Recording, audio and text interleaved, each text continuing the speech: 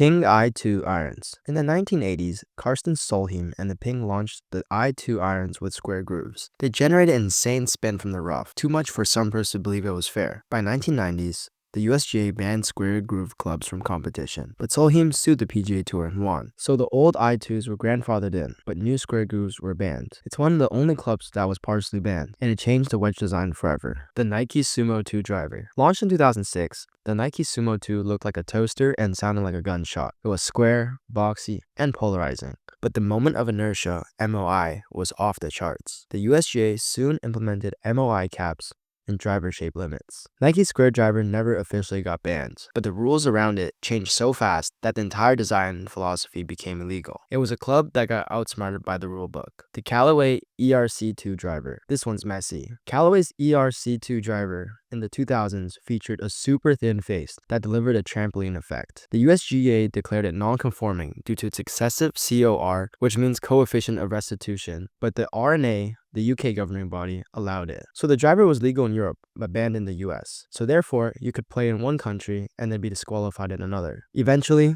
global testing standards aligned, but the ERC2 remains the most confusing banned club ever. The Polaris self-correcting golf ball. Okay, this one's not a club, but hear me out. The Polaris ball used asymmetrical dimple patterns to reduce slices and hooks. So why does that matter here? Because companies started designing drivers and clubs specifically to pair with illegal balls. The USGA banned the ball and issued warnings to OEMs not to build support equipment that enabled cheating technology. This changed how clubs could be legally marketed forever. The Cleveland VAS irons. These were never banned, but they're important. Cleveland's 1995 Vass irons were so bulky, asymmetrical, and strange looking that the USGA started drafting appearance regulations. They didn't make it illegal, but they triggered conversations about groove lines, head shape, and offset optics. Clubs like this nearly forced the ban, not because of performance, but because they made golf look weird. The Square Strike Wedge. The Square Strike Wedge was marketed as a no-chunk wedge, meaning the club looked like a hybrid and hit like a putter. It technically met all of USGA's specs, but multiple pros and governing bodies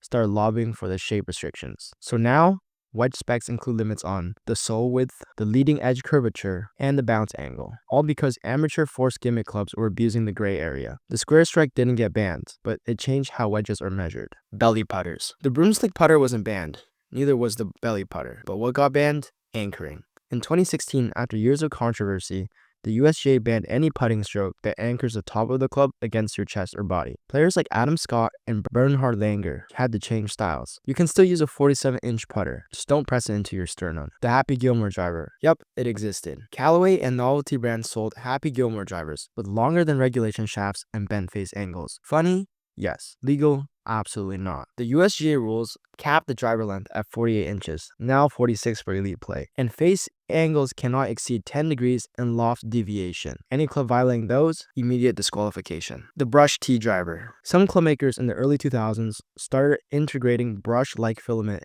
inserts behind the ball at address. Their claim, less friction. The truth, a violation of club face integrity rules. You can't have moving parts on the hitting surface. USGA shut that concept down fast. Alien wedges. These high bounce, ultra wide, soled wedges claim to be shank proof. They weren't illegal at first, but the exaggerated sole width and non-traditional shape led to a new bounce angle and groove spacing regulations. The alien wedge faded, but the rulebook tightened because of it. Nonconforming hybrids. Some early hybrids had variable thickness faces that outperformed even titanium drivers. When the USGA tested them, the COR exceeded the .830 limit, so they're declared non-conforming and banned from official play. Adjustable clubs that adjust too much. Modern drivers with adjustable hostels, legal, but clubs with on-the-fly angle switches stirring around, absolutely banned. In the early 2000s, a few concept clubs allowed you to rotate face angles mid-round with a twist. Now, the USGA has clear wording. Clubs cannot be adjusted during a round without penalty. If it moves mid-match, that's not innovation, that's a violation. Long drivers. In reaction to DeChambeau and the long drive competitors, the USGA capped legal driver length limit at 46 inches in 2022. 48 inches used to be fair game, but when guys were flying par 4s and skipping dog legs, the limit dropped. The long driver club, not banned, but officially cut down. Chipper clubs. Some chipper designs blurred the line between putter and iron, and that's the problem. If it has a double-sided face or exceeded length limits for irons, it's banned. Now, chippers must conform to strict loft, lie, and shape requirements. You can chip like a putter, but only if the club follows every single page of the rulebook. The Smart Club ban. GPS-enhanced heads. Experimental brands began embedding GPS, gyros, motion sensors into club heads, claiming swing assistance and even real-time adjustment. Instant feedback, sure, but no electronics are allowed in the club head itself during competitive play. These smart clubs now exist, but not for tournaments. USGA's message was clear. Your caddy can use data, but your club cannot. Callaway FT9 Tour Authentic. This version of the FT9 had an ultra-thin, high COR Tour Authentic face. It gave longer carry, especially at lower spin rates. But when tested, a few batches barely exceeded legal COR limits. Callaway had to pull some from play and redesign others to stay conforming. No big lawsuit, no public disqualification, but this was a quiet recall because it got a little too hot. The slot face drivers, the Trampoline 2.0. TaylorMade's Speed Pocket Tech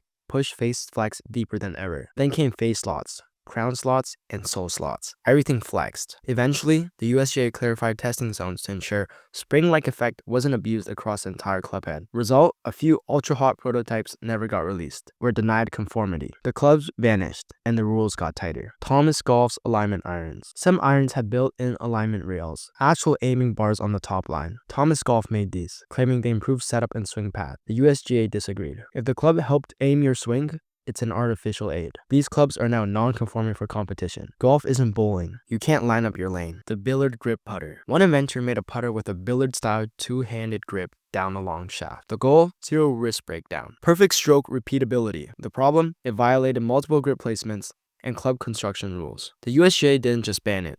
They rewrote the grip rule to make sure no one tried it ever again. Bullet Golf B52 Bomber. This driver had a severe closed face angle, over 5 degrees to fight slices. Legal for recreational play? Sure, but for tour use? No shot. Extreme face angles were tested, and any excessively offset model can be ruled as non-conforming. The B52 gave hackers hope, then they got grounded. Zero friction club. There were concepts involving ceramic face drivers to eliminate spin and reduce friction. The issue? Too little spin becomes untestable under USGA COR methods. These ideas never made it past the prototyping stage. They were stopped in testing, like Golf's Area 51.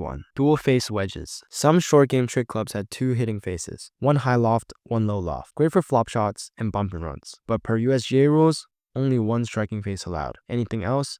Illegal instantly. The face forward wedge. Legal tech rulebook pressure. One wedge design placed the leading edge ahead of the hosel to prevent shanks. This was legal at launch, but pros and purists complained that it violated golf's visual tradition. While technically within the specs, the public pressure and the optics discontinued the club. With the game changing every single day, what are your thoughts? Thank you for watching. Make sure to leave a comment on what video you would like to watch next, and if you made it this far, make sure to leave a like and subscribe. Thank you.